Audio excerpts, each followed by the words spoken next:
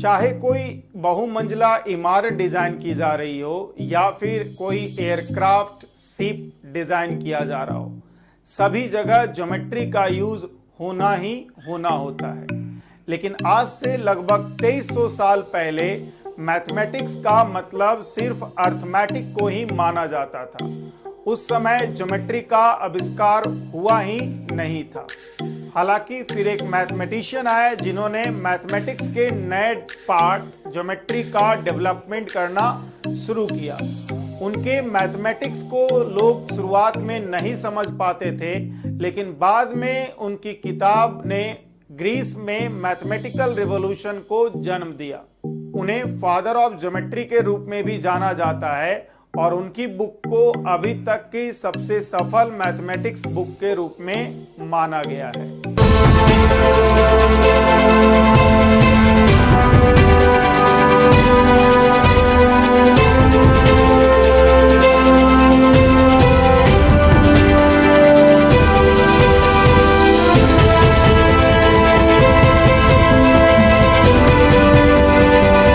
यह महान mathematician Euclid थे, जिनके बारे में मैंने आपको बताया।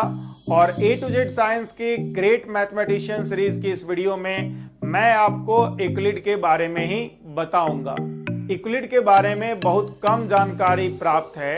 वह संभवतः 325 ईसा पूर्व पैदा हुए और 270 ईसा पूर्व में उनकी मृत्यु सिकंदरिया में हो गई।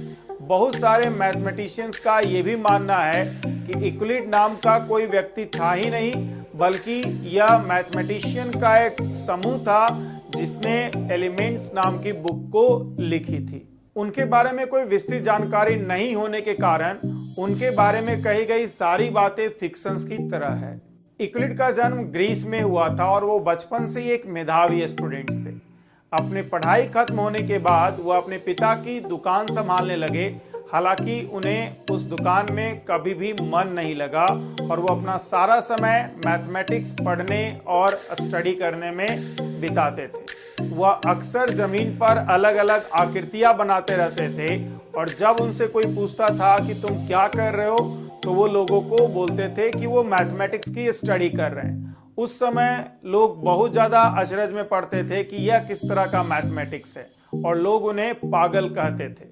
यूक्लिड अपने मैथमेटिक्स में इतने ज्यादा व्यस्त हो गए कि वो अपना दुकान संभाल नहीं पाए और जल्द ही दुकान बंद हो गई। यूक्लिड के पिता उनकी रोजी रोटी के लिए बहुत ज्यादा चिंतित हो उठे। इस समय तक यूक्लिड के बारे में लोगों ने यह कहना शुरू कर दिया कि उनका दिमाग खराब हो चुका है। हालांकि उन्होंने बिना परवाह किए हुए अपने काम को जारी रखा। कुछ दिनों के बाद यूक्लिड ने अपना एक मैथमेटिक्स का बुक एलिमेंट प्रकाशित किया, जिसमें उन्होंने अपने सारे ज्योमेट्री प्रिंसिपल और अदर मैथमेटिकल प्रिंसिपल को एकत्र किया। हालांकि इस बुक को लोग शुरू में नहीं स्टडी कर रहे थे, बिकॉज ज्योमेट्री को कोई मैथमेटिक्स का पार्ट मान ही नहीं पा रहा था।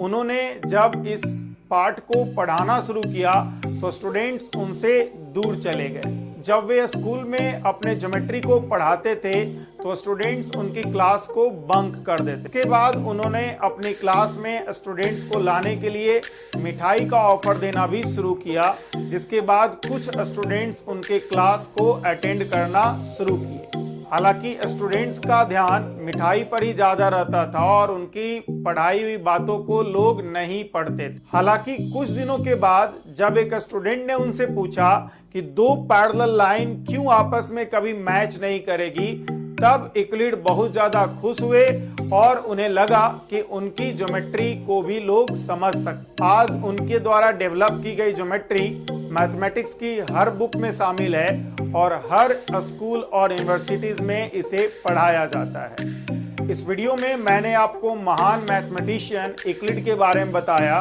अगर आपको ये वीडियो अच्छा लगा तो इसे लाइक कीजिए, इसे शेयर कीजिए और इस चैनल को सब्सक्राइब कीजिए। A to Z साइंस के हर वीडियोस का नोटिफिकेशन पाने के लिए आप बेल आइकन को क्लिक कर सकते हैं।